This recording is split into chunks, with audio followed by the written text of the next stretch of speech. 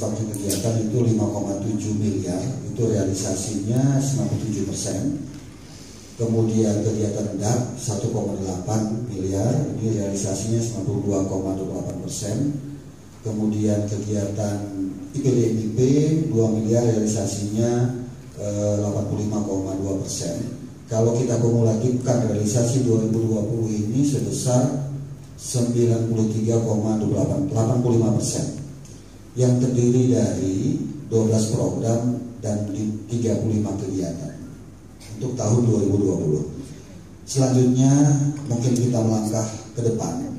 Untuk tahun 2021 perlu kami sampaikan Bapak-bapak, Ibu anggota Dewan yang terhormat, di Dinas Pertanian ini terjadi perubahan nomenklatur, Pak. Sesuai dengan Permendagri, saya lupa nomornya, 90 ya.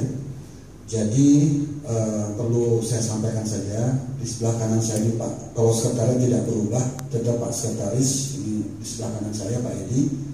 Kemudian bidangnya berubah Pak Tamir. Jadi yang dulu kan bidang tanaman pangan, hortikultura, nah ini berubah. Di tahun 2021 ini terdiri dari 5 program, 8 kegiatan, dan 25 sub kegiatan. Nah, programnya saja yang saya bacakan di sini. Pertama adalah penyediaan dan pengembangan sarana pertanian. Kemudian penyediaan dan pengembangan prasarana pertanian seperti nomenklatur bidangnya tadi. Kemudian pengendalian dan penanggulangan bencana pertanian. Kemudian program penyuluhan pertanian, dan terakhir program penunjang urusan pemerintah daerah. Selanjutnya untuk anggaran tahun 2021 ini sudah final. Kegiatan murni kegiatan itu 6,9 miliar, kemudian DAP-nya kurang lebih 4 miliar, kemudian IPDMIP-nya kurang lebih 3,1 miliar, sehingga totalnya mencapai 14,1 miliar. Nah, demikian untuk tahun 2021. Nah kemudian personilnya yang ada perlu nggak kami sampaikan Pak, personil kita Pak? Saya kira nggak usah dulu Pak ya, mungkin lebih fokus ke program kegiatan saja.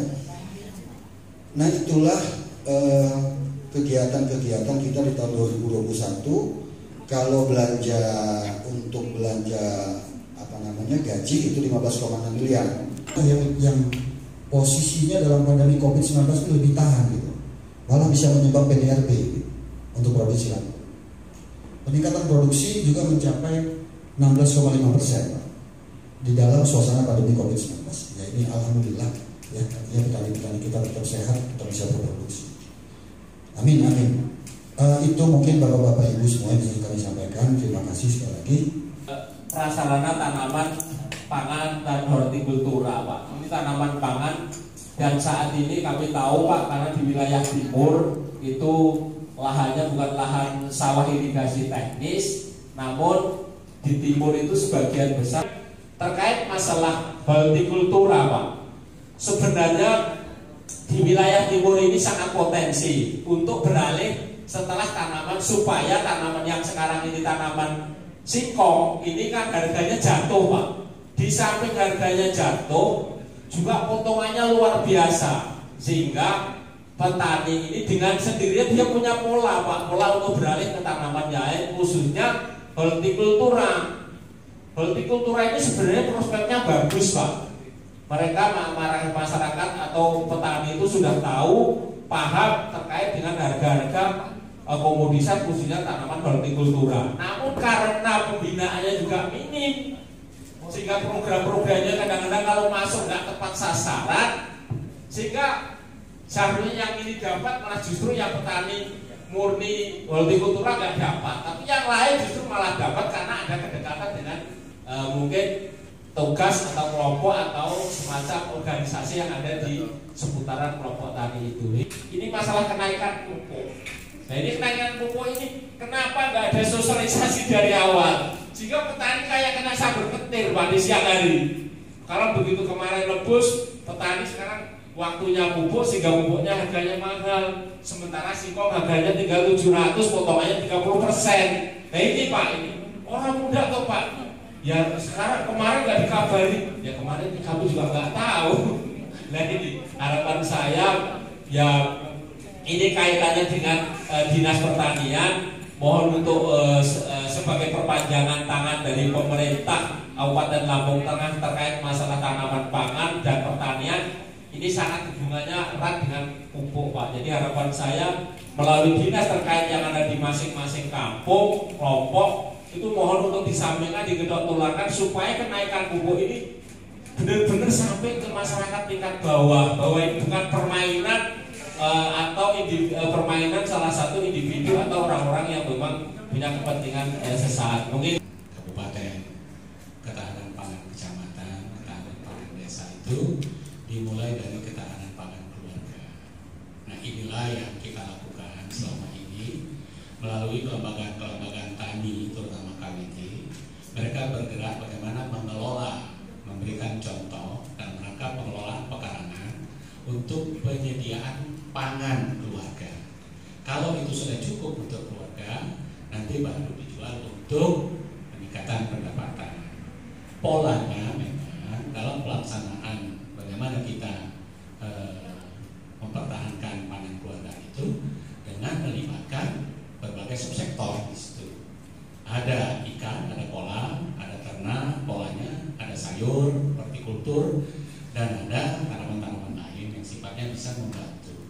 Nah, sekarang ini kalau kita sependapat dengan Pak Kimi, bagaimana menjaga supaya petani itu tetap sehat, Pak, sekarang. Kalau dia sehat, dia bisa berproduksi dan bisa menyediakan pangan untuk kita semua. Gitu. Oleh sebab itu, memang ada beberapa hal yang harus diperhatikan kaitan dengan misalnya kalau kami misalnya memberikan contoh-contoh budidaya yang bagus dengan memberikan bantuan-bantuan sedikit stimulan misalnya, baik itu datangnya dari kementerian, apakah itu datang dari pemerintah provinsi maupun ada yang sumbernya dari APBD kita. Nah itu yang perlu juga kami sampaikan. Nah kaitan dengan ternakan, perkebunan, ini memang domainnya permainannya Pak, perkebunan dan peternakan. Tetapi kalau kami hanya melihat dari sisi konsumsinya, Pak, sudah cukup belum sih konsumsi kita daging? Setiap hari-hari besar kita tuh selalu defisit telur, defisit sayur dan buah, Ibu sekalian. Kita di Lampung Tengah masih defisit sayur dan buah, mungkin dirasakan oleh teman-teman sekalian. Oleh sebab itu, makanya kita sama-sama Pak Kimi mendorong untuk tidak terfokus pada satu komoditas saja. Saya sepakat itu. Kalau sudah kondisi singkong kayak gitu, kenapa lagi kita bertahan terhadap singkong? Kok kita pindah? Gitu. Ada alternatif-alternatif lain yang memang menjanjikan. Harga cabai berapa? 80.000 per kilo. Tapi petani kita nggak ngeluh, Pak. Benar. Ibu-ibu kami saya tuh nggak ngeluh. Harga cabai 80.000 karena di pekarangan mereka itu punya tanamannya. Yang ngeluh itu siapa? Kita. Bapak Ibu anggota dewan yang nggak punya tanaman. Karena ada capai 80.000 nih pembinaan di KWT dari Sutiraman ini, Bu. Inilah bentuk-bentuk partisipasi yang penting dalam kondisi kayak ini. Kita harus menjaga kesehatan petani kita bisa berproduksi. Itu saja dulu. Sampaikan gitu. Makasih Pak. Baik, izin Pak Ketua lanjut. Makasih. Terkait dengan prasarana untuk wilayah WDS kita juga sudah banyak menjelang maghrib memang. Kemudian juga tenaga penyuluh ini sebagai informasi saja lah. Kalau kita menggunakan kaidah jumlah kampung satu penyuluh itu kan 311. Nah kita punya 234. Jadi memang kalau kaidah normalnya kita masih kurang 77 tenaga penyuluh. Tapi kita bersyukur juga Pak. Saya bersyukur kita mendapat tambahan CPNS khusus penyuluh itu tahun ini 50 orang. Dan ini kita sebar di 24 kecamatan. Memang saya akui juga ini masalah hama Pak. Memang ini agak apa ya? Tenaga POPJ kita tuh hanya 10 orang Pak. Ya kan? Nah, tenaga POPJ kita. POPJ ini petugas apa? Pengendali organisme pengganggu tanaman. Ya. Nah, artinya sih kalau saya melihat kemarin juga waktu kami rakor saya sampaikan sebetulnya karakteristik hama ini sudah terbaca Di Lampung Tengah sudah terbaca, ya hama urem, ya kan, kemudian belas, ulat birayak, tikus. Nah inilah yang selalu berputar-putar. Terus sebetulnya kita sudah tahu gitu kan.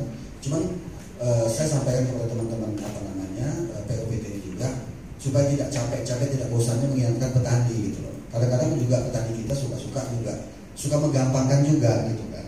Mestinya kan hama ini dari awal pembenihan itu sudah sama-sama diamati gitu perkembangannya gitu ya, supaya nanti betul-betul bisa diatasi ke depannya.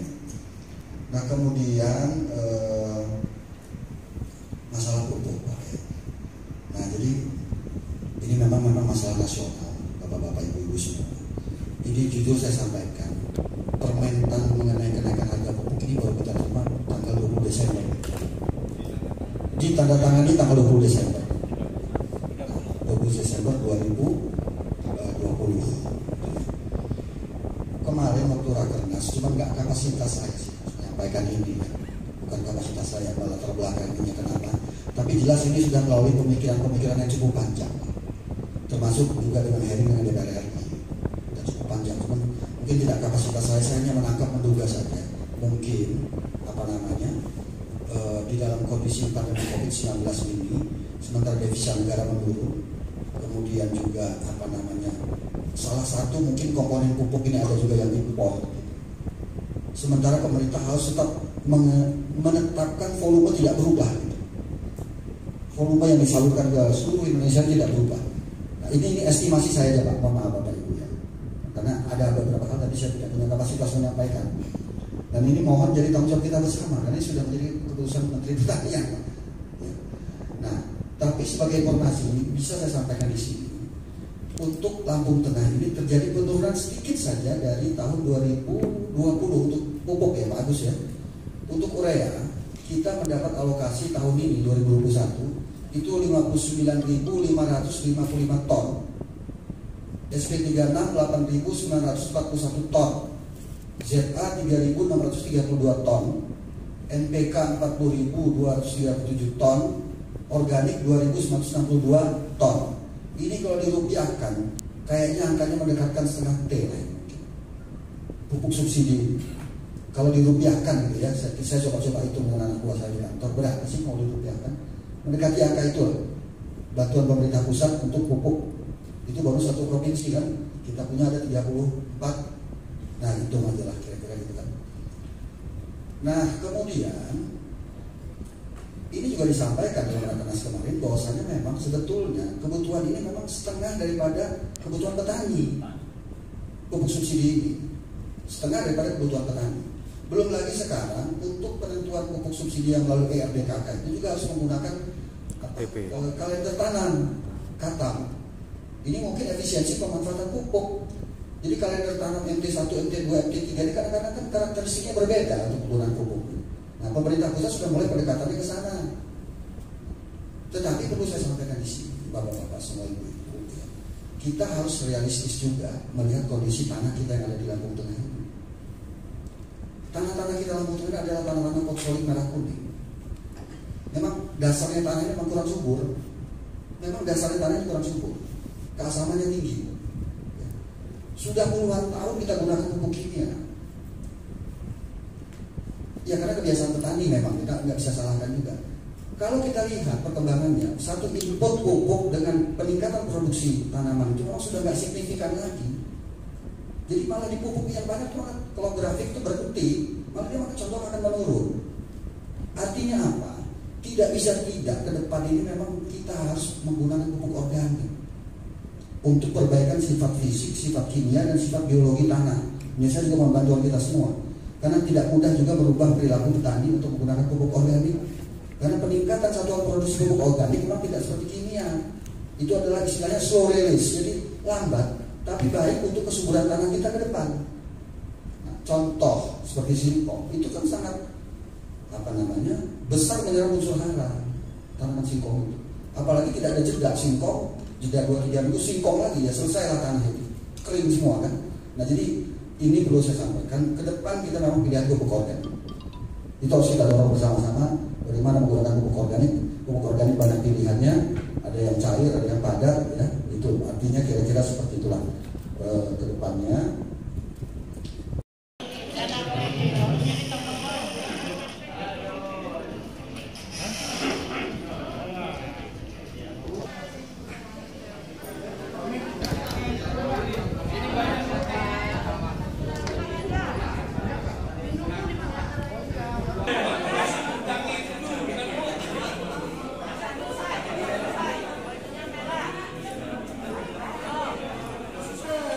Nah, gimana Pak? Ya akhirnya keluar akhirnya. Lagi keluar. Apa yang keluar boleh?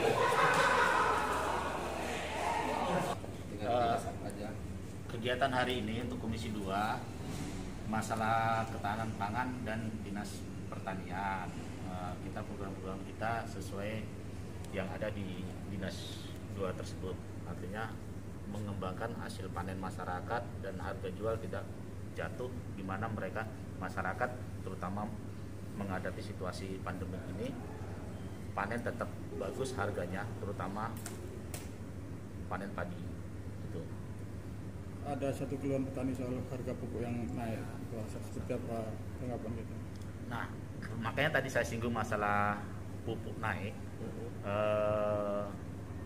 Naik itu bukan dari karena pengepul atau gimana, memang dari pusat, dari Kementerian Pertanian dalam situasi kayak begini, keuangan yang dilarikan ke situasi COVID, makanya harga pupuk menjerit untuk masyarakat. Kita berupaya untuk menggunakan pupuk organik saat ini. Betulan Dinas Pertanian tadi lagi memprogramkan yang agar bisa pupuk organik betul-betul disentuh oleh masyarakat ke bawah. Nah, masalah harapan harga singkong, Dinas Pertanian tadi akan memperjuangkan, termasuk teman-teman Komisi 2 akan ninjau langsung ke pabrik-pabrik. Dari segi apa? Pabrik-pabrik mempertahankan harga singkong betul-betul sangat rendah. Kita menjerit terhadap harga singkong ini. Tetap Komisi 2 akan berjuang untuk kepentingan rakyat bersama.